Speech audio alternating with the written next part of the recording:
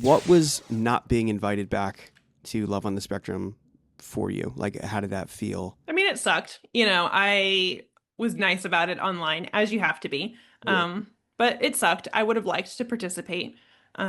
With the caveat being, I don't believe that it was likely that I was going to find love. I thought their matchmaking skills were So questionable. Um, but compared I to don't the know. It was a fun experience. Like when else do you get to be on Netflix? Like it's fun. It's fun to engage with other people in that way. Um, it was a mostly pleasant experience. So it was unfortunate to learn that that was not going to be available ever again in the future, but you move on. What do you think your favorite part about being on the show was?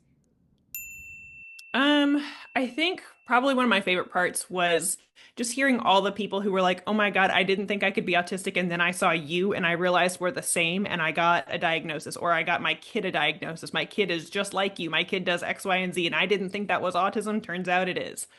So that's pretty cool. I think that's something too that you see a lot of women coming out now that they were diagnosed later in life, kind of going back to what you said that, well, she's a girl, so the chances are she probably doesn't have autism or anything like that. But it's interesting to see people within like that 20 to 30-year-old age bracket are now getting diagnosed later in life because they're seeing things like that, or we have access to social media where they're like, oh wow, maybe I should go and get screened and see if there is a diagnosis there. Yeah. Were there any points in time that you were like, I wish I never did this? You know what I mean? That uncomfortability set in, and I wish I didn't put myself out there on the show. Because oftentimes when we do speak to people, not just about Love on the Spectrum, but any TV show in general, there's a lot that comes with that and being very vulnerable. So did you experience any of that while being on the show? The only time I experienced regret for being on Love on the Spectrum, was when during the initial interview that they conduct in your bedroom.